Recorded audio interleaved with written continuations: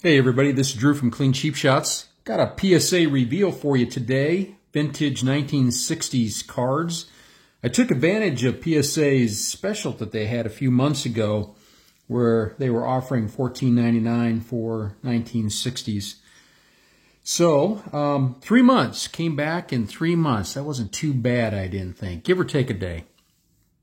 Now, I'll start with the bad news. I will say I didn't look at any of these cards except for the bad news. So PSA decided they would spit out 3 of these cards. They didn't want to grade them. That's Jim Bunning there. And as you can see, minimum size. This one I had picked up for $1 in a dollar bin. I thought it was going to come back as a 7. I thought it was a great card of Tim McCarver, 1968 Topps. $1 for that, another $1 for Tommy John. I did note that this had a little bit of a rough cut, so I thought maybe it was going to come back a 5, but as you can see, again, minimum size for all these. I wish there was a little bit more transparency from PSA. I don't understand the minimum size and why they don't even grade them. I get it if it's trimmed. You know, I certainly get that, but if they can determine it's not trimmed and it's just, again, minimum size, why not grade it anyway? You know it's authentic. You know it hasn't been altered. So why not grade it? I don't know. A little bit of a mystery to me. And again, I wish PSA had a little bit more transparency to that. So 3 cards spit back out by PSA, unfortunately. A couple of them were only $1 pickups, so I guess I can live with that. All right, first card. Starting with 1969.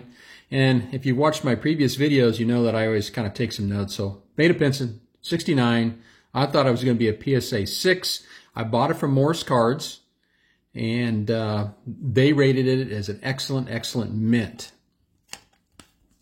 So what do we got? 6. Well, that's looks like myself and Greg Morris and PSA were all on the same page. That probably won't ever happen again.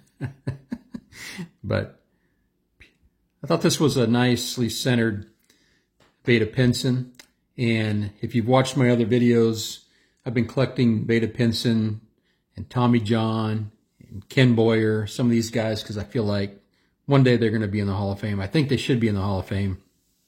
And while I'm on that topic, check out Ray from Philly. He does a nice call to the Hall, and I know that he's in agreement with Tommy John, Ken Boyer, and Beta Pinson as well. And he just released one here not too long ago. So check out Ray from Philly. Next up is Tommy John, and 1969 Morris Cards had this at a near mint. I figured it to be about a 7, and it came back as a 5. So I'm wrong, and apparently Greg Morris is wrong. 5. Still not a bad looking card. I'll take it, no problem. One thing, though, I wonder, as I compare the back of the 2 cards, you're going to notice this Tommy John was awfully faded in the back, especially when you compare it to Beta Pinson and you compare it to the next card, Jim Bunning. So you can certainly see, especially with this Tommy John, difference in coloring. I'd say this is faded. You can particularly see it in the top left-hand corner there. It fades. It's lighter and then it gets darker. But as I said, this was a pretty decent card. We're looking at the corners here and the edges. You can see I didn't really find any major issues. And again, the centering is okay. I mean, a little bit soft there in the left-hand corner. But I wonder if it wasn't the fading that did it in. I don't know. You tell me. All right, so back to the 69 Jim Bunning, PSA 6. Now, if I'm being honest, I had 2 of these, both from Greg Morris, and I don't know which one was which. I didn't do a good job of keeping track of that. So, oh no, I did. Sorry. 68, 69. I did I did have that marked correctly. So PSA 6, excellent, excellent mint from Morse Cards. What do we got? Looks like Clean Cheap Shots and Greg Morris are wrong again. 4. A little surprised it's a 4, to be honest with you. I know it's off-centered, but when I look at these, I'm really looking hard for creases and things of that nature. So before I go any further, again, one of the reasons I put this down there, the seller off eBay, Greg Morris Cards, because I just wanted to kind of analyze. I realized they're a real popular seller on eBay, but I had been seeing a trend where I felt that their ratings did not match up, even with mine, on a lot of cards. So, yeah. I don't want to say anything bad about them, but, you know, everybody's got their opinion, right? Okay, this was the one where I had mentioned I had gotten 2 68s, and I didn't know which one was which. So sorry about that earlier. But in either case, I had them as a 6. Now, one of them I picked up for $1, and just ignore that. That was a $20 value. I don't remember how much I spent on that one. But PSA 6 is what I was guessing on both of those. And 5. So Jim Bunning, 1968, 5. Next up, I have another, excuse me, Tommy John card from 1968. Now, this card was really sharp.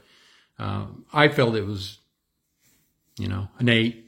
And Morris Cards obviously thought it was a fine-looking card as well. So let's see what we get here. 7. So near mint. Looks like we were off just a little bit, but all the same.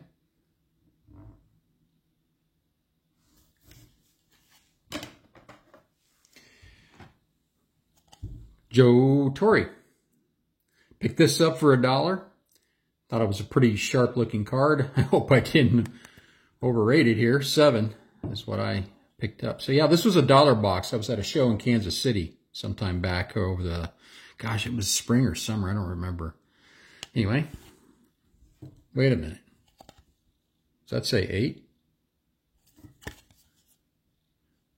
Well, unfortunately, or fortunately, I was wrong. But I'll take the 8. Nice-looking card. For $1, you can't beat that, huh?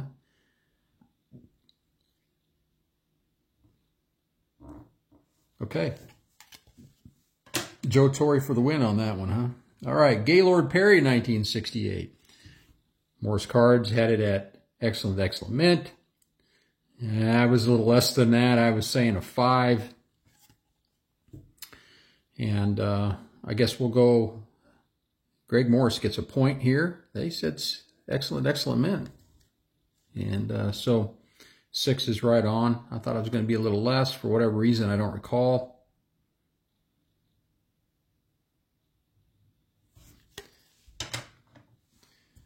Don Sutton, 1968.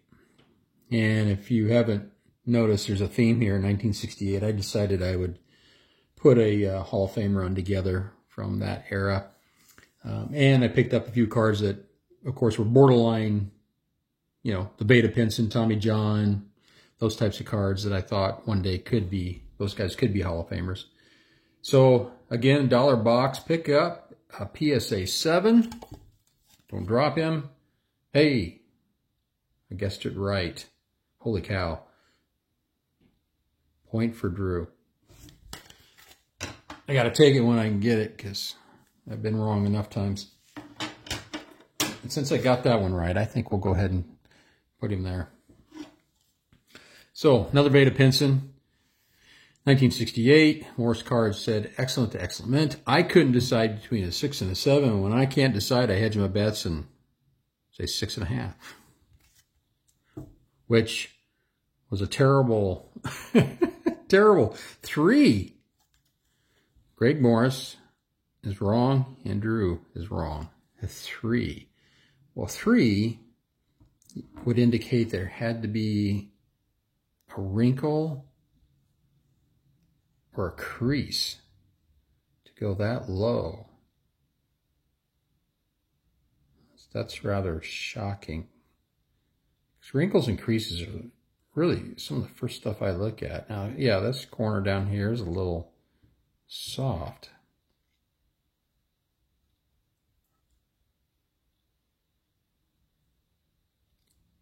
Well, I don't know what to tell you. A 3 is pretty rough for that card because I'm looking for a wrinkle here or a crease or something. I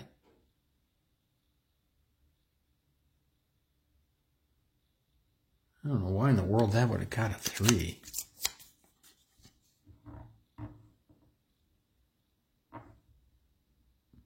I don't know. Who knows? All right. A little bit of a bigger card. I, again, purchased from Morse Cards. They had this as a very good, excellent. And I was pretty much in agreement. PSA 4. I remember the corners being a little soft. So, what do we get here? A 3. Yeah, I guess probably a 3, but again, I'm gonna have to go through these because I don't. When you have good coloring and you have fairly decent centering, and the corners aren't terrible, if they give it a 3, I'm thinking it's got to have a wrinkle or crease or something in it, because I don't know.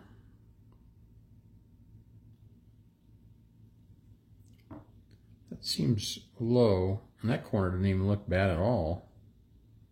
See that one? That one got chewed up a little bit. And there were some little fuzzies on that corner as well. And that one's soft, no doubt. Might be some scratching there in the green above the G. Okay. But a 3. I don't know. Seems a little rough, but I'd say that ain't right.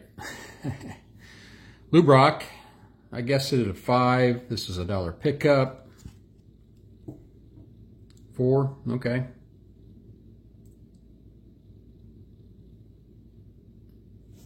All right. Not too many cards here left. Got a stack of about, what, 5 cards left?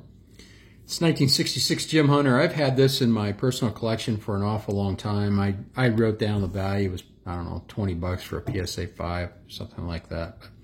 But I thought about finally getting it graded. Again, I've had it forever. So, 3. Yeah. That corner is not very good. That corner on the left's not very, maybe that's why I got the 3. Maybe that's reasonable. And as I mentioned, Ken Boyer, another guy I think should be in the Hall of Fame, got this off Morse Cards. I said 4. Morse Cards thought it'd be better than that. Let's find out who's right. Looks like Drew gets the win over Greg Morris. PSA's in agreement. So, all right.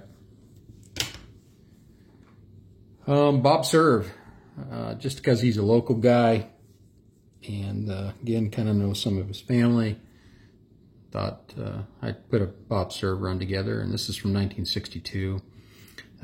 Morse Cards thought, excellent mint. I'm thinking a little less than that. I'm thinking maybe a 5. And hey, score another one for me. I'll take it, 5. So while Morse Cards has been accurate, in some cases they haven't. So, you know, again, a good company, great place to buy cards, especially vintage cards. But just know everybody's fallible. So, all right, 2 cards left. 1960 Jim Cott, PSA 5. I bought this at the Des Moines Card Show. I bought this like last, it was March or April. I showed it on a video earlier, one of my earlier episodes. And I bought it from a guy named Bill. He's out of Kansas, and he was just really awesome to work with. So I'm thinking 5 on this one. And again, this is Jim Kaat's rookie card, and came back as a 4. Not as clean as I had hoped. But, hey, Jim Kaat rookie card. Well, let's go ahead and put Jim up here. Last card is a Whitey Ford 1960. PSA 5 is what I was figuring. Now, I bought this from DCV Home Plate off eBay, and they were advertising it as near mint. When I got it, I knew it wasn't no near mint. Obviously, I thought it was probably a 5 at best. And oh, truth be told, I was curious, so I had looked at this card before this reveal, because I wanted to write to this eBay seller and say, hey, your rating system is a little off. Now, I didn't ask for anything back. I didn't ask for a refund. I just wanted to educate the individual that was selling on eBay and say, listen, if you're going to tell people that it's near mint, you better be sure it's better than a 3. I thought 3 was probably a little low, but still a nice presenting card, and I'm happy to have it. But again, DCV Home Plate, rating was a near mint. Might have missed the mark on that. And again, I wrote them a long message kind of explaining, and that was about a little over a week ago, and they have not responded. I don't know that they will, but I was just trying to educate them a little bit. And so, Whitey Ford, a 3. And that's all the cards I have for you today. So, all right, I appreciate you guys tuning in, Card Farmers, and I hope you keep growing your collection. Thanks for watching.